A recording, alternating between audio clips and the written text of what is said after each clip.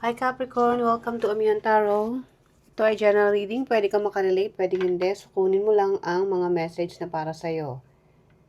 Paalala, nasa sa'yo ang control, may free will ka. So, depende ito kung paano mo i-apply sa sitwasyon mo.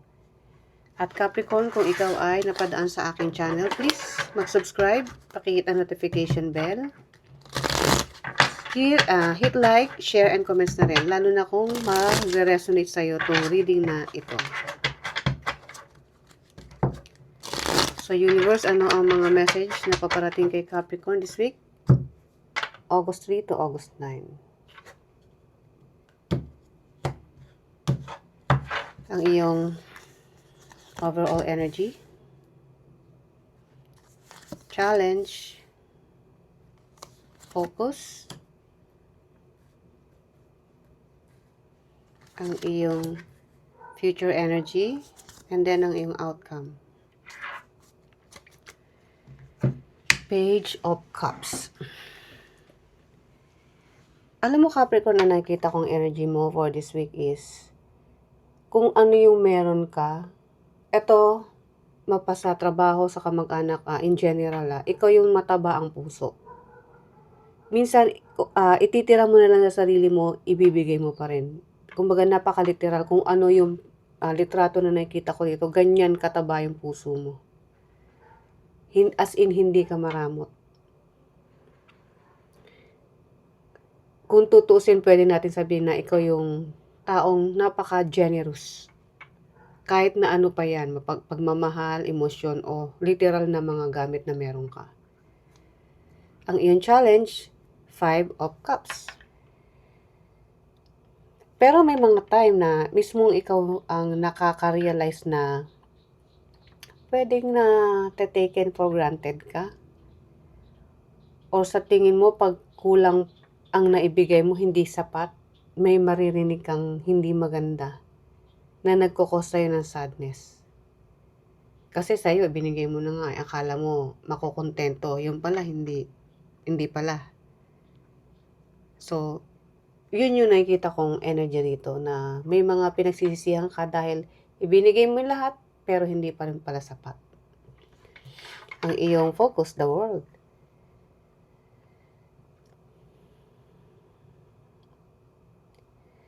Kung itong attitude na to or yung pattern na sobrang mapagbigay, na siyempre, lalo na kung nag-i-enjoy ka naman sa ganyan, na masaya ka, walang halong kaplastikan. Kumbaga sa'yo, ang pagiging generous is authentic. Why not, medyo bawasan mo din. Baguhin mo yung ganyang sistema. Kasi, baka in the end, pag ikaw na yung nangailangan, is wala ka palang matatakbuhan. And then, ang iyong future energy, 9 of Pentacles. Ito yung, ikaw kasi yung taong, dahil sa matulungin ka, hindi ka nawawala ng grasya. So, the more na tumutulong ka, in the future, lalong sumasagana kung ano yung meron ka na. Kumbaga, nag-a-add pa. Then, it's good, di ba? Pero, minsan, tatansyahin mo din. Ang nakikita ko dito, literal na ikaw yung taong pagdating nga sa sa mga financial o ari-arian, literal na meron ka. Kaya ganun ka ka-generous. Pwedeng isa kang negosyante or isa kang tao na may posisyon sa trabaho. Pwede rin literal na hindi ka talaga may posisyon o araw-araw na kailangan mo pumasok sa trabaho, pero alam mo kung paano mo paparamihin yung pera mo. Pwedeng sa iba-ibang resources, tulad ng pag meron kang naisipang, let's say example na lang to may nakita kang dapat pagkakitaan, online selling, gagawin mo yon.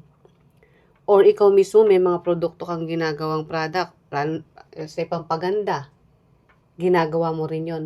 So, araw-araw, pero ini-enjoy mo yung ginagawa mo Kaya sa'yo, kung nakikita mong mabilis ang pasok ng pera, nagsishare ka rin. And then, ang outcome is 8 of Cups.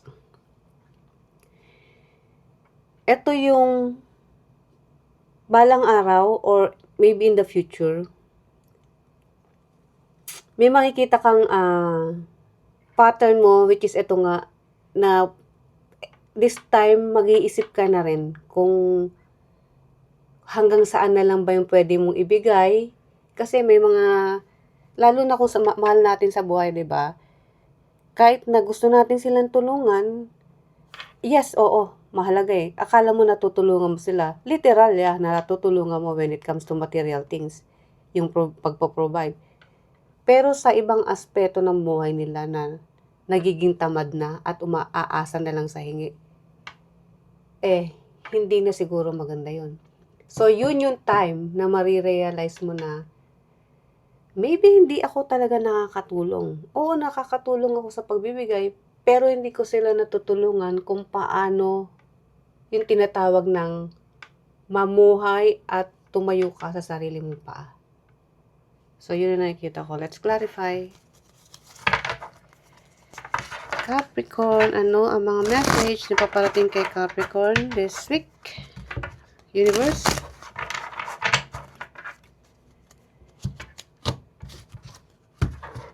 Page of Cups. Clarify ng the Hangman, the Empress, and the Five of Pentacles. Oo. Ano ka nga, yung ikaw yung taong laging meron ka nakukuhanan dahil sa sarili mong diskarte. Kaya lang, dahil nga sa mataba ang puso mo, may mga taong na sasamantala ka, pero aware ka dun. Aware ka dun, na alam mong pag nandiyan lang, pag may kailangan. So this time, which is the Hangman, which is pwede mo nang gawin in the future, ang iyong outcome, diyan ka na magkakaroon ng realization. Diyan ka na mag-iisip-isip. Na hindi habang buhay, malakas ang katawan mo, Capricorn. Darating sa'yo yung punto na dapat mo nang unahin kung ano yung pwedeng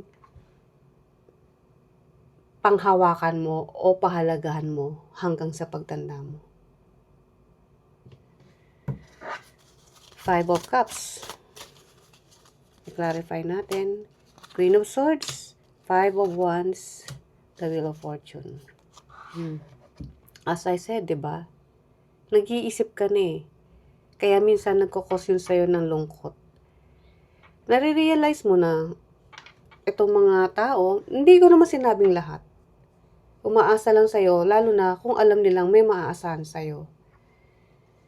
Ito kasi literal na tinutulungan mo pero once na humindi ka, parang may masasabi. Alam mo yung mga sensitive na hindi naman talaga dapat magpaka-sensitive dahil wala namang naaambag sa'yo, ikaw nga lang tumutulong. Pero once na humindi ka, ando dun yung masama yung loob. In the end, ikaw pa yung sasabihin maramot.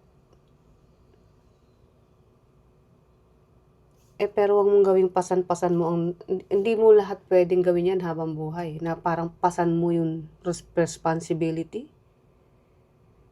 Yes, angat ka sa buhay kumpara sa kanila, pero it doesn't mean na kakargahin mo yung responsibility na dapat sila ang gumagawa kasi buhay nila yan eh.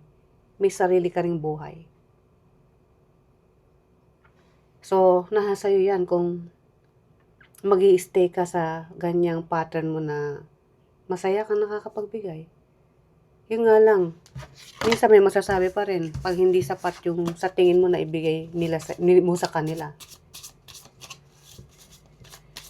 And then the World card, Seven of Wands, the High Priestess, and Two of Pentacles. Dito, titignan mo na, kasi ikaw yung taong, alam mo hindi ka mahilig mag-judge, kahit alam mo may mali, okay lang. Okay lang yan. Kumbaga, nag-ano ka pa rin ng pakonsuelo na pera lang yan, material lang kikitain pa rin. No.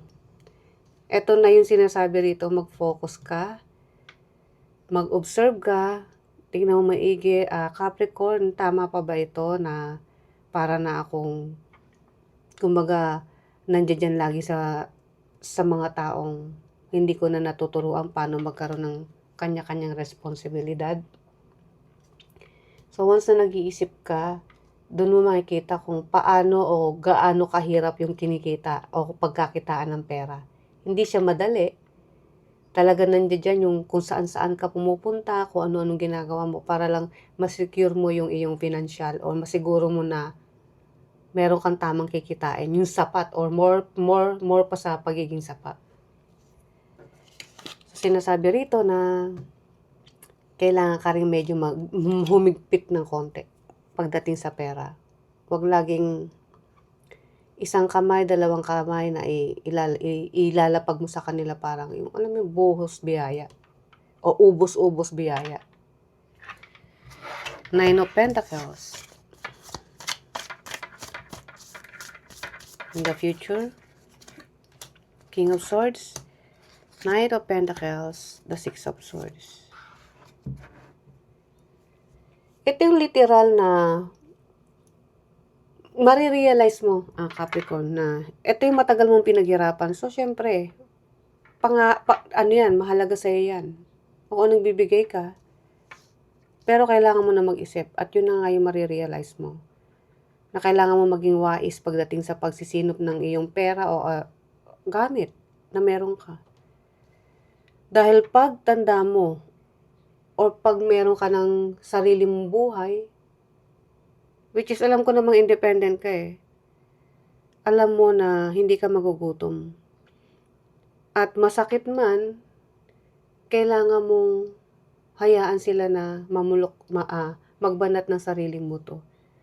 Dahil alam ko in the future, hindi man immediate future, pag na-realize mo yan, unti-unti mong ipaparamdam sa kanila na hindi na ganun yung responsibility na ibinibigay mo sa kanila o yung tulong na ibinibigay mo sa kanila. May time dyan na magsasarili ka o literal, nabubukod ko na talaga para hayaan mo na sila na dumiskarte naman ng sarili nilang buhay.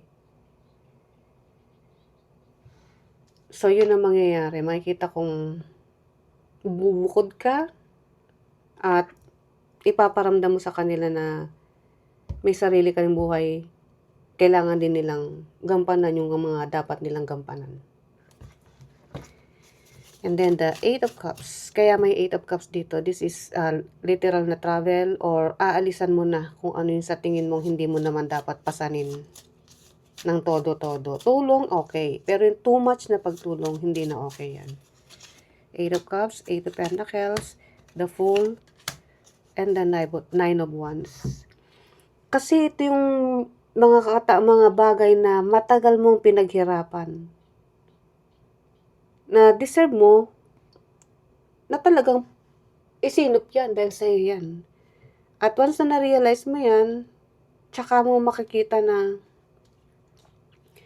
ganun pala yung maging malaya sa responsibility na hindi naman talaga sa'yo.